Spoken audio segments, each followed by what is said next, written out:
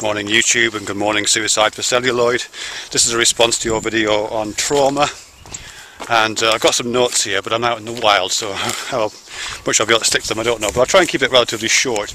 I've made some like headlines so I can see if I can talk to those. The first thing I've written down here is YouTube as an engine of spectacular consumption, open brackets, and creation. Yeah, you mentioned Guy Debord, the Society of the Spectacle, and particularly when he was writing, looking at media, broadcast media, television, as part of a general trend towards towards a kind of spectacular economy, an economy in which most of us are kind of passive consumers, and we have our life kind of repackaged and sold back to us in the form of media representations or spectacular events. The moon landing, the assassination of JFK. I've heard the attack on the Twin Towers described in similar terms as a kind of spectacular event in which we simply sit in the dark and where the audience sits and consume the object of entertainment in front of us. I think that's certainly true, and I think a lot of YouTube's changes over the past couple of years particularly has been towards the production of a better engine of spectacular consumption. You know, we know that because of things like feature channels, you know, even things like, you know, Vivo Music, when that first came on, you may remember, there was a bit of a fuss about that because it felt like the introduction of a broadcast model to what was essentially a user-generated content model. And then with, of course, the kind of bringing on board of media companies, and now the commercial output of some channels so that they become subscriber channels. I don't know if it's happened yet, but that's on the cards, isn't it? Which again is part of that reinforcement of a spectacular model in Debord's terms. I mean, the only glimmer within that for me is the fact that so much of YouTube is really dependent on user-generated content. The dark underbelly and things like the fail blogs and the makeup tutorials and, you know, all of that, you know, for the most part rubbish content, but the good content as well has to be user-generated, doesn't it? And YouTube can either afford to go over to a completely media-centric, broadcast-type media model, nor I think what its user base want it to. So the idea of user content is central to its business model, in my opinion. So to that extent, at least for the foreseeable future, there does seem to be a need for both Google and for us to maintain it not just as an engine of spectacular consumption, but one of spectacular creation. You know, we have to keep, you and I are evidencing right now, we do feel as if we have to keep putting things out there and participating, not being passive consumers of someone else's entertaining ideas. Of course, the drive is still to get more, it's perceived to be, the drive is still to get more subscribers, to get more views and so on, although I think even that's changing a little bit. So yes, I think it's a fascinating aspect, that whole Society of the Spectacle thing, and I think if Debord and particularly McLuhan had been alive today talking about this kind of stuff, it would have been very interesting to hear what they had to say. Second thing, panopticon. We talked about Foucault's panopticon and data collection, and then moving on to that into kind of conversation about surveillance and Baudrillard.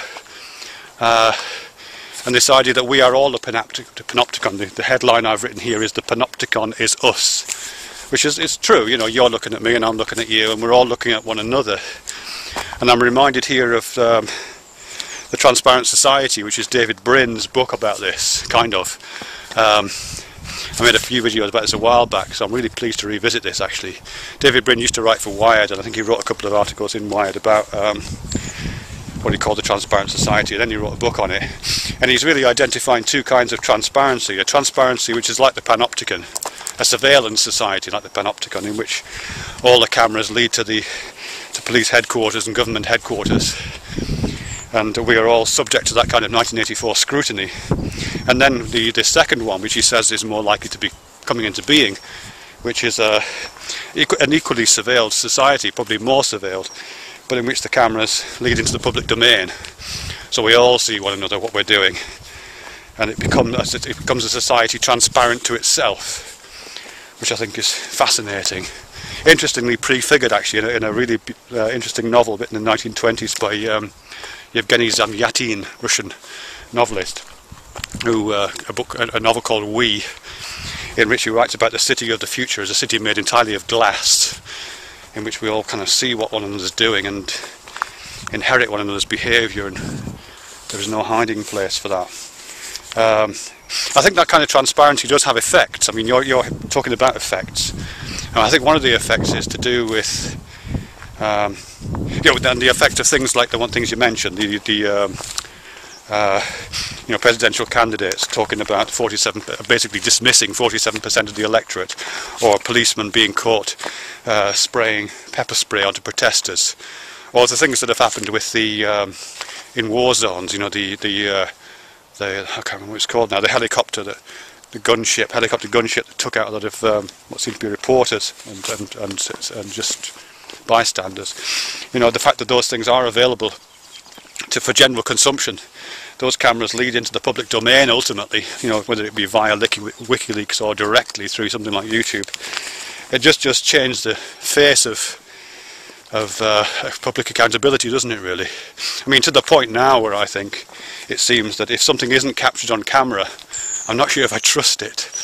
If I hear about something that's happened in a war zone, or if I hear about a particular kind of hearing that's taken place, a public hearing about some public wrongdoing by a public official, and if I hear about it and there's no documentary evidence, the cameras were turned on at that point, or of a police interview in which the cameras wasn't turned on, it wasn't recorded in some way, I think there must be something shady about it.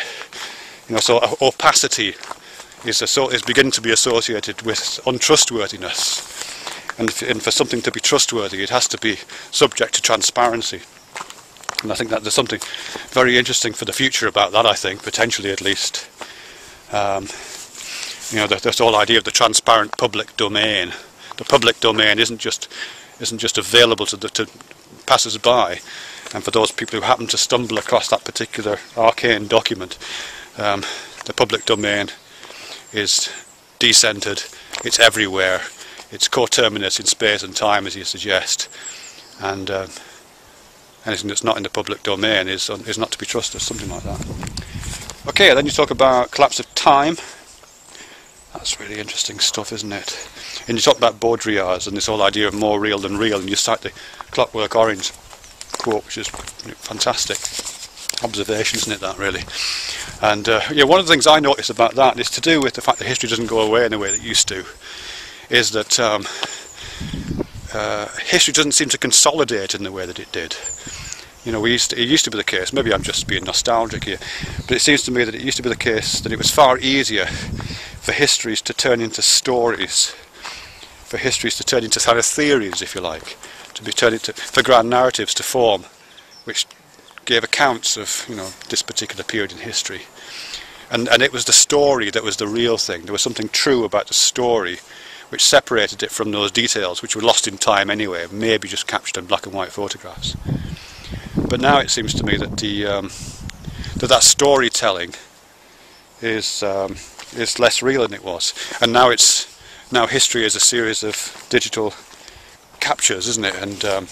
And real lies in the individual data of the evidence, not in the wisdom of the narrative or the wisdom of the overarching theory that replaced, that used to be the only alternative, really. To the extent where what is real is different now. The real truth of various periods of history is the story that's told about them, isn't it? As has been. But now no one trusts overarching narratives. You only trust, as I say, the documentary evidence, which is so vast that it's always open to interpretation, always open to deconstruction. So there's something funny going on there, I think, about this kind of change, really, what constitutes the real, what constitutes truth, and so on. And then finally you talk about trauma. I think it's really interesting using the word trauma here, because you use the word cut, elsewhere you use the word smash, and here you use the word trauma.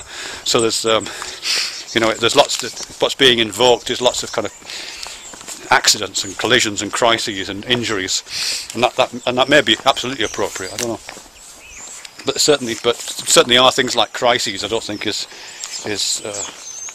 too dramatic. Crises of authority we've talked about in the past, haven't we? About, where, how one gains authority now, and authority in terms of power and knowledge being separated in Foucault and then beyond, and other kinds of separations taken apart in terms of different kinds of power, and that does cause a crisis of authority, I think, and obviously crises of ownership. You've mentioned that in the past. Changes to copyright law, changes to how intellectual property is protected, and how the inevitable failures of those protections in the age of the internet. So there's a crisis of ownership, what I would call a crisis of historicisation, which is this thing to do with how do you go about constructing historical narratives when the past won't go away. You can only construct a story once it's finished, once the evidence have gone, and you have to rely on kind of holistic processes of summing up and closure, and history doesn't close anymore because the evidence is constantly being unearthed and constantly being added to, so the story never ends, so you can never write the last chapter. So again, that provokes a kind of crisis, which I'm sure has its resolves and has its healing processes. Fascinating stuff. I haven't got a conclusion, that's pretty much it really. So I shall let the wildlife finish this for me.